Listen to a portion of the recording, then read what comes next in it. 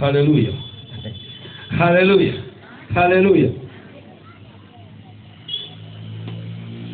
Nimesoma habari kutoka kitabu cha Wafalme wa Pili, ile sura ya 4. Habari ya mwanamke mmoja tajiri, alikuwa ni Mshunami, mtu ambaye alikuwa ana roho ya Mungu ndani yake, mtu ambaye alikuwa ana hofu ya Mungu ndani yake. Na kwa sababu hiyo kulikuwa kunapita mtumishi wa Mungu kwenye eneo lake. Wakati ule mtumishi anapita, wala hajasema kitu, lakini alitambua mtu wa namna hii kwa vyovyote ni mtu ambaye ni wa Mungu.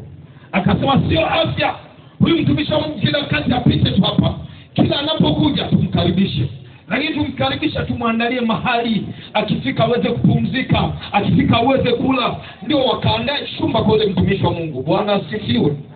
Biblia inasema ukikaribisha nabii utapata thawabu za nabii. Mungu asifiwe. Inategemea ni mtu gani unamkaribisha kwako. Mara nyingi unapomwona mtu hivi huwezi kumfahamu kwa haraka. Kumfahamu mtu inahitaji ufunuo. Kwa unaweza kumsikia mtu, ukamwona mtu matendo yake ukadhania yuko sawa na hayo anayotenda, lakini kwenye nyakati kama hizi tunatambua ya kwamba kuna watu wanatenda matendo mazuri kwa sababu ili waweze kuchaguliwa, lakini sivyo hivyo walivyo. Kwa hiyo ina maana mara nyingi wasema mtu atatambua kwa matendo, lakini kuna wakati mwingine adui anaficha mambo yake kwa sababu ya jambo fulani. Unasikia vizuri? Kwa unahitajika kutafuta ufunuo wa Mungu juu ya mtu yoyote uliye naye. Akiwa rafiki, tafuta ufunuo wa Mungu. Akiwa adui, tafuta ufunuo wa Mungu. Maana si kila adui yako atakuwa adui milele. Hello. Lakini pia sio kila rafiki yako atakuwa rafiki yako milele. Hujai kuona marafiki mwingine anampenda mwingine, anaenda kinyume na mwingine? Naam, na Yesu akasema adui wa mtu ni wale wa nyumbani mwake mwenyewe. Maana watu ambao wanaweza wakakubali, lakini vile vile kuna rafiki wa mtu wale wa nyumbani mwake mwenyewe. Wa nyumbani mwako wanaweza kuwa marafiki zako au wanaweza kuwa maadui zako. Na ninyi kwenye kijiji hiki ni mashahidi. Kuna watu ambao wametoa watoto wao matambiko kwenye kijiji hiki. Kuna watu ambao watoto wao walipozaliwa waliochukua wakawaingiza kwenye maagano ili wafanikiwe, lakini tangu walipofanya hivyo hali zao ni mbaya, hawajai kufanikiwa kwa sababu wamedanganyika. Wamedanganyika. Ndio maana unaona taabu za watoto wengi. Pengine ni marafiki ulisikia wanavyosema, lakini sikiliza, huyu mama alikuwa na ufunuo juu ya mtu ambaye alikuwa anamkaribisha. Si nyakati zote utapata ufunuo. Mungu asifiwe. Na akamshirikisha mume wake. Mume wake akakubali ule ufunuo, wakamtengenezea mahali. Wakati anakaa pale, wakati analala pale, wakati anakula pale, uko upako uliachwa mahali pale. Unasikia vizuri? Ninyi ambao mliwakaribisha waganga wa kienyeji, wakati wanakula kwenu, wakati wanalala kwenu, kuna upako umeachwa mahali pale. Ndio maana utashangaa kwenye maisha yako kuna taabu na usumbufu, hauwezi kutoka. Maana inaonekana umeficha siri, hujaeleza kitu gani ulikaribisha kwako. Ulikaribisha uharibifu pasipo kujua, kwa hila. Na ndio maana tunaendelea kumuita Jehova ili akusaidie moyo wako uwe mkweli na wazi. Wewe ukasaidika, tutakuwekea mikono hata tukibadilisha miguu. Kama hujakubaliana na ukweli wa Mungu, ukajijua na kutubu mbele za Mungu, bado nguvu ya Mungu hutaiona. Lakini muujiza wa Mungu upo, mamlaka ya Mungu yapo, yanatembea kwa mtu yule ambaye moyo wake umekuwa wa kweli, umekuwa wa wazi. Bwana asifiwe. Wakati mama amemkaribisha mjoli wa Mungu, Biblia inasema kwamba kuna majira ya kwenda mbali kwa ajili ya huduma. Kwa hiyo kuna kipindi mnaweza kumuona, si kama hapo unamwona mtumishi wa Mungu wakati wote unaotaka. Nipigia gala kale sio hivyo. Wewe ukamwambia tu kuna wakati wa mwezi mwandamo au kama Sabato ndio mtu anachukua sadaka yake anakwenda kumuona mtu wa Mungu. Hello. Sasa hapo ndio mwite mtu na mtu tu amekuja. Sasa nyingine katikati watu haji. Wengine wanangojea giza liingie. Imani ya kupipo. Tunahitaji imani takatifu ambayo haijali watu wanasemaje, haijali watu wanakuonaje, lakini kilicho ndani ya moyo wako na kuweka wazi. Haleluya. yule mwanamke alimkaribisha yule mtoto wa Mungu, akakaa, akala.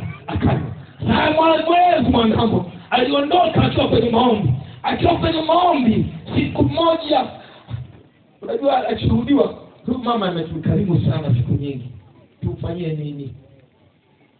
Akamtuma mtumishi wake anaitwa Gehazi. Gehazi kamuuliza mama anataka nini, tumuombee jambo kwa mfalme. Mungu asifiwe. Maana ukisikia mtumishi wa Mungu anachokibali mbele ya dunia hii na mbinguni pia, maana jina lake yanajulikana mbinguni, yanajulikana duniani, hata kuzimu yanajulikana. Ndio maana hata majini yanatambua kwamba amesimama mtu wa Mungu au mtu wa dini. Unasikia? Kama uamini, wewe simama na dini yako, hafu uambie wachawi na kwa ndani uone kama utakaa. Hello. Halafu Mungu hachague, anaangalia moyo ulio bayana wazi. Na wala sio kwa sababu ya kutaka kwetu. Ninyi wenyewe ni mashahidi. Mwaka mmoja tulipokuwa hapa kufanya huduma inakaribia kuisha, nimeshaombea tayari, naenda kulala hapo chini hapo. Sisi hapa sielewi, tasikumbuki miaka mingi. Ni pale chini. Mama mmoja akaletwa, eti mtumishi wa Mungu muombee huyu. Na mimi basi mtoto ndiye sipendi watu wanaobipu. Unaanza kuona wengine wanafunguliwa ndio unaanza kuja sasa. Maana kabla hujaona hujamii kwamba Mungu anafanya. Imani ya Tomaso ndio kuona. Nikamwambia alikuwa wapi saa zote? Mwambieni aje kesho. Waombaji wakanibembeza, baba muombee tu, maana kwanza ni mtu wa dini nyingine. Nikamwambia mimi sikuja kupiga debe na kidini hapa. Huwa dini nyingine, hatuko hapa kukushawishi kutoka katika dini yako. Tuko hapa kukuelekeza kuingia kwa Mungu wa kweli wa pekee, mwenye mamlaka na uwezo, ili usiteswe. Maana hata ndani ya dini yako unateswa na majini, unateswa na wachawi. Ni aibu na dini ulionayo, unaweza ukafa kwa jini. Na nilikwambia aliye na Yesu Kristo hawezi kuuawa kwa jini wala mchawi, maana aliye ndani yetu ni mkuu. Na ndio maana tunakutamba. Wachawi wanasumbuka sana, kila usiku nikitoka nao wanazunguka. Utazunguka lakini atakushinda. Na usipokuja kwa Yesu Kristo wakati wako ni mdogo, maana aliye ndani yetu ndiye ambaye anafanya. Haleluya. Unajua kuna watu hapo angaona makwanda amesimama na magongo yale marefu, fimbo zile kama askofu. Wengi wangekuja hata huduma ikimalizika tu aje amsalimia askofu. Bwana asifiwe askofu. Yaani maana kiambia askofu na mimi ndiye nipo. Haijalishi mchungaji wako akujue wala asikujue. Mbingu zinatambua watu wenye imani. Tena imani takatifu. Havijali dini yako, zinajali imani halisi ambayo imo katika ufahamu wa yule ajibuye kwa moto. Haleluya. Gehazi akaambiwa, akaenda kumdadisi mzee na mama. Mama akamwambia, mimi nakaa kwenye nchi yangu, sio mtumwa. Kwa hiyo mnaja kuniombea kitu chochote kwa mfalme, maana nina urithi wangu humu, nitakaa kwa watu wangu. Sasa una nini tuombe? Nataka muujiza wowote unaotaka. Mama akamwambia, bwana mimi ni mtu mzima, mume wangu mwenyewe ni mzee na hatuna mtoto. Hiyo mwite. Bwana asifiwe. Mbingu zimejaa kila kitu. Bwana asifiwe. Mwite. Alipoitwa akaambiwa, sasa majira kama haya utakumpatia mtoto. Yule mama akasema, hicho kiozo. Unajua kiozo? Na ndio maana ya Mungu anafanya viozo, yani maajabu, muujiza. Kwamba yasiyowezekana kwa wanadamu kwa Mungu anawezekana. Kwa umri wake asingeweza kuzaa, kwa umri wake siku zimeenda, lakini mbingu imesema lazima apate mtoto. Na mbingu zikisema zimesema. Bwana asifiwe. Mama akasema, baba mtumishi wa Mungu, usiniambie uongo. Yaani kuna watu wanaamini afu ndani yao kuna hali ya kutokuamini. Nikamwambia, kama Mungu wetu sifa, majira kama haya utakupatia. Wakati ulipofika, mama akapata mtoto wa kiume. Kijana huyu shangwe zikawepo. Haijalishi majira ulionayo. Inawezekana umekata tamaa, umefanya kazi mpaka unastaafu, umekata tamaa, umekaa kwa muda mrefu sana, watoto wako vitu havifikii, unajitahidi kusomesha, hakuna hata mmoja hata anayegombea nafasi ya udiwani. Yaani hiyo D1 tu hawaipati, sijui D2 itaendaje. Lakini hizo nafasi zipo kwa Jehova. Ndio maana majira kama haya watu walioenda kutafuta vyeo kwa ganga kienyeji hawatapata, wataanguka chini. Waliomwendea Jehova watapata. Sikieni, kama mtafuta vyeo kwa waganga, hiyo ni laana, na nchi tunaikataa laana. Ndio maana tunaomba ardhi hii iwateme kama mnaenda kwa waganga. Isipokuwa naenda kwa Yesu. Yesu ni mganga. Mungu asifiwe. Yesu ni mganga zaidi ya mganga. Haleluya. Mtoto alipokuja akamshangilia mtoto. Sasa unajua, siku moja baba alikuwa ameenda shambani huko kwenye kazi, anafanya shughuli, mtoto akalia anataka kwenda kwa baba. Mtoto wa kiume bwana, japokuwa anasema watoto wa kiume na mama sawa, lakini siku ile amekaa na mama akasema anataka niende kwa baba. Akaenda kwa baba yake. Alipofika kwa baba, amekaa kazi jini jua, maana hajawahi kupigwa anajua nakaa na mama. Akaanza, baba yangu kichwa changu. Yaani anza kuumia mtwi. Mtoto akaanza kuumwa na kichwa. Baba hataki usumbufu, akasema wafanya kazi mpelekeni kwa mama yake. Biblia inasema kapelekwa kwa mama. Soma vizuri, nimesoma tu mstari mchache. Alipopelekwa kwa mama yake, Bwana asifiwe. Mama akampokea akamweka magotini kwake. Mungu asifiwe. Akina mama, Bwana Yesu asifiwe. Kuna akina mama ambao siku zote hajui siri ya ushindi. Huyu alipopokea tatizo, shida ya mwanae, hakuanza kukimbia kwa nabii, alikimbia magotini. Maanake alikuwa anamwombea yule mtoto. Bwana asifiwe. Akiwa kwenye maombi usiku mzima mpaka asubuhi. Mtoto hakuinuka. Mtoto akafia kwenye magoti yake. Halo. Pamoja na hivyo, shida ingekuwa shida kubwa. Yule mama hakuwa na shaka. Alisema Bwana amenipa, amesema ataniambia uongo, hasikunipa mtoto huyu hata siyafurahia afe. Akamchukua yule mtoto. Akakumbuka mpaka mafuta alikuwa analalia kitanda hiki. Hata mafuta yake atakuwa kwenye kitanda. Kuna watu wakilalia hatula anadu. Kuna watu wakilalia kitanda, ukikilalia unapata ndoto mbaya. Lakini kuna watu waliopakwa mafuta, kama amelalia kitanda ukikilalia unapata ndoto za baraka. Unaona upenyo wako, maana alikuwa na waza ya mbinguni. Haleluya. Akaenda kumlaza yule mtoto kwenye kitanda. Akaendelea naye pale. Akafuta mambo hajajibu. Akafunga mlango wake. Halafu akaamua kunyamaza kimya. Hakuna mfanyakazi pale aliyesikia. Kumbuka ni tajiri anafanya kazi wengi, lakini hakuna aliyemwambia. Kamwambia ni mzee huko, mtoto amezidiwa. Anajua kumwambia ni Jehova. Sikiliza mama, kwenye taabu na mashitako yako, usaacha kukimbilia kuambia watu. Wengine wanakimbia waume zao, wanakimbilia waume zao. Wengine wanakimbilia kuambia jirani zao, wengine wazazi wao. Lakini kumbuka yuko aliye hai. Tangulia kumwambia huyo. Kama hujatangulia kumwambia yeye, ukamwambia mwingine, umemfanya Mungu ndio namba 2. Umesikia mmoja kimba Yesu namba 1. Mungu anaangalia umetanguliza kitu. Mungu atakuruhusu tatizo, apime moyo wako kumtumainia. Ni kipimo tu. Ukisema unaamini, lazima upimwe. Imani yako itapimwa, ndoa yako itapimwa, biashara yako itapimwa, elimu yako itapimwa. Kuamini kwako utathibitishwa, si kwa maneno matupu. Maana imani ya maneno matupu imekufa nafsini mwake. Imani maiti Mungu hataki. Mama akafunga mlango, asimjulishe na mumeo. Akawaambia wafanya kazi, hebu mwambieni baba anitafutie kijana mwendesha farasi anichukue, nataka kwenda kwa mtumishi wa Mungu. Bwana asifiwe. Yaani hata mume hata yeye kote kuna mbaya. Uso wake haujaonyesha kwamba kuna msiba. Wengine ukifiwa kila mtu mpaka ajue, mpaka ukikiezeu, halafu tayari shida umetokea, utashunga kibwebwe. Si unajua?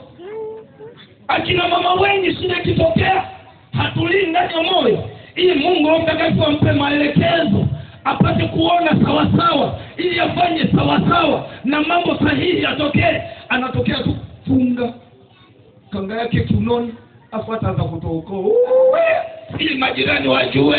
Nataka nikwambie, majirani wakijua habari zako hawatakusaidia. Sana wataongeza kuvunja moyo, kukatisha tamaa. Kama kuna matatizo, kama ni kwa mume wako, kama ni kwa mke wako, kama ni kwa watoto wako, acha kukimbilia kwa majirani. Kuna watu wanaishi chini ya kiwango, maana wanaendeshwa na ushauri wa watu, sio Mungu anayemshauri. Na kwa sababu hiyo hakuna ushauri wa wanadamu utakao kufikisha mahali, utakuharibia tu. Maana mara nyingine mwanadamu anaanza kama shetani. Unanisikia vizuri? Ndio maana hata yule aliyekuwa karibu na Yesu, Petro, wakati mmoja Yesu akamwambia, toka nyuma yangu shetani, huwazi aliyo yake Mungu, unawaza wanadamu. Mwanadamu ni mwanadamu, acha kuamini wanadamu. Pengine umemzoea sana kama mshauri wako, na kupa shauri jioni leo, mshauri wako ni Jehova. Ukiwa na jambo ingia magotini, hapo Mungu atakuelekeza nani uongee naye. Roho wa Mungu yuko ndani yake. Bwana asifiwe. Nisikilize. Nazungumzia habari ya imani halisi. Akaja mwendesha farasi, kama siku hizi tunasema mwendesha gari, dereva. Alipokuja dereva, akamwambia sikiza kitu kimoja. Hajamueleza kuna shida. Nisikizie kitu kimoja. Endesha hii gari yako, usinipunguzie spidi mpaka ngwambie. Akashusha chombo, kikaendeshwa spidi. Kwa Mungu akiwa mbali milimani, anamuona anakuja spidi, asema hajagejia. Ndio mjengo Mshulami. Mama Mshulami huyo anakuja, lakini sikiliza Gehazi, mfuatilie, nenda ukamfuatilie.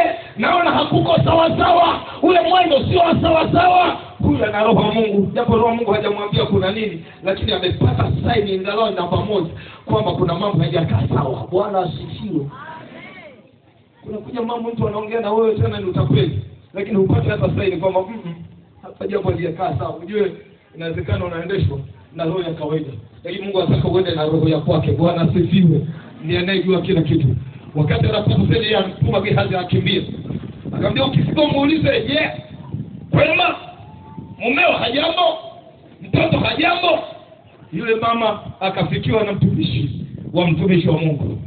Mtumishi wa Mungu Gehazi akamwambia, mama hujambo? Nyumbani kwema? Mumeo hajambo? Mwanao hajambo? Yule alikuwa ameweka nadhiri yake na Mungu kwamba jambo hili sitatamka kinyume. Ninachojua nyumbani ni kwema, wala hakuna tatizo. Akasema yote mema. Haleluya. Ukikampa mume ukiamfuata hiyo. Likitokea tatizo tayari umeshakimbia hata kwenye Facebook wapendo. Mshetani amejinua huko nyumbani. Nakwambia baba amekuwa sasa pilipili. Maneno anayozungumza yameniumiza wewe. Yameniumiza, amekuumiza kwa sababu hujakuwa na yule ambaye ndiye ngao ndani yako. Hujakuwa na imani sahihi. Mwenye imani sahihi, kila maneno yakija, Roho Mtakatifu anayapanchi, hayaumizi ndani yake, maana anajua hii ni vita, na hivyo lazima aone ufahamu, wala hajibujibu wala haongeongei. Unaweza tukamwambia uongo utaonga. Na ndio maana kuna kina mama wengine meno ya kuchekea yote hayapo. Umesema kabla hujamjua sema, maana unajua unatetea, maana una haki, unatafuta haki ya wanadamu, haki utaipata. Kidogo huyo baba naye hapo limeingia, hata kukuia vya mbeberu. Meno ya kuchekea yote kuna. Unamuuliza mtoto meno ya sebuleni ameenda wapi? Sema cheki jamani, shetani kajinua. Alijiinua wapi na umembeba wewe? Kwa sababu hujajua sheria ya kiimani. Usiseme kabla hujamjua sema. Hello. Mama kimya. Alikuwa akiamini ndani ya moyo. Kwa sababu Biblia inasema unakamatwa kwa maneno ya kinywa chako. Unatekwa kwa maneno ya kinywa chako. Ukisema mashaka yako utakula mashaka yako. Unajitia vizuri. Unauma kidogo unaambia sasa jamani, nikisikia nimekufa, msimkatania nimekufa tu. Huu ugonjwa huu ndio utakaonipeleka. Maneno yako yatakukamatisha. Hata ukigongwa na gari baba au mama hufi. Huo ugonjwa ndio utakuua. Jua jinsi ya kujitabiria mwenyewe mema. Mambo yameenda tofauti, anza kuona mema. Mambo ni mazito, anza kuona wepesi. Maana aliye ndani yako atakuelekeza. Haleluya. Akampita mtumishi wa Elisha akafika kwa Elisha mwenyewe. Fika kwa Elisha akaporomoka haraka sana kwenye miguu yake. Kaishika miguu. Gehazi amekuja. Naona kwa nini anatoa machozi kwa miguu ya bosi wangu? Hata kama muondoe. Elisha akamwambia, mwache. Naona moyo wake umejaa, kuna huzuni nzito. Mwache kwanza hapo. Ndio alipoinua macho akamwambia mtumishi, usimwambie mtumishi wako uongo. Umenipa mtoto waifu hapo atwaliwe. Sasa nimekaa bila kuzaa kuliko nione nimezaa hapo kidogo tu uchungu umeingia. Yaani fikiria sasa hizo mtoto alikuwa huyo.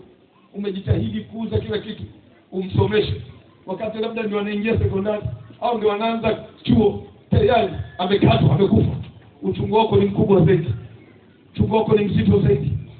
Ndio akamwambia mtumishi wa Mungu, umenidanganya. Hapana, sijakudanganya. Iko nguvu ya Mungu kwenye tatizo lonalo. Mungu atakaonyesha nguvu yake. Bwana asifiwe. Tatizo nalo kuja kwako kama una Mungu atakajitukuze. Halo. Kumbuka katika kitabu cha Matendo ya Mitume sura ya 9 mstari wa 32 mpaka ule 34, wakati Petro anafanya huduma, Biblia inaniambia ya kwamba wakati ulifika akiwa anakwenda huko na kule, siku hiyo akakatazwa asiende kila mahali. Akaambiwa nenda shuka mpaka kwa Mungu. Akashuka mpaka Lida. Alipofika Lida alimkuta mtu mmoja anaitwa Ainea kwenye mlango pale Lida. Ainea yuko mlangoni kwa miaka 8 nikiwete yuko pale. Amempokea Yesu huyu. Maana Biblia inasema alikuwa ameenda kwa watakatifu. Ni mtakatifu huyu, lakini miaka 8 nikiwete yuko pale. Lakini kwa nini Mungu akamfanya hivyo? Mbona Yesu alikuwa naye? Na kuna watu wanajiuliza maswali hayo. Mbona huyu ameokoka lakini anateseka? Wewe sema labda ni wokovu. Nataka nikwambia hapana. Mungu anataka ufahamu kitu. Haleluya. Amen. Kuna neno alikuwa hajalitambua Ainea. Ndio maana Petro alipofika akamwambia Ainea, Jesus makes you well. Yesu akuponya. Yesu afanyeje? Akuponya. Hajawahi kuambiwa. Kuna watu wanawatia wenzao moyo kwa matatizo, hamwambii jinsi ya kutoka. Nipe moyo mwenzangu. Fanya uvumilivu. Ndio hivyo tunakwenda mbinguni kwa mateso. Nataka nikwambie si kila mmoja ataenda mbinguni kwa kuteseka. Halo. Kuna watu wanangojea wakati pilao mbinguni. Hakuna kule. Ni afadhali ukaanza kuitafuta hapa ni mbinguni kwa mateso. Mateso ni mpango wa shetani ili usishukuru Mungu, usimfurahie Mungu. Mungu anahitaji na hapa pia upewe raha kwa kuwepo kwake Bwana ndani yako. Bwana asifiwe. Sasa huyu ana Bwana Yesu kama yuko kwenye shida. Mpaka aliposemewa neno, ile neno alipolidaka, Biblia inasema akajump kutoka kwenye gari aliyoangalia. Hapo akaanza kujitakia mwenyewe. Maana yake ni kwamba liko neno ambalo Mungu anataka ulisikie kutoka katika vinywa vya wapakwa mafuta. Na hilo neno ndio litakalokuinua, maana neno linaleta imani ndani yako. Maana pasipo imani hutaweza kumsikiza Mungu. Na kwa imani utaona mambo yakiwa mepesi. Na imani hiyo inataka si moyoni tu, uiseme, uitamke, usiseme mashaka yako, usiseme matatizo yako. Sema nguvu ya Mungu ambayo ikikutana matatizo lazima apige saluti. Bwana asifiwe.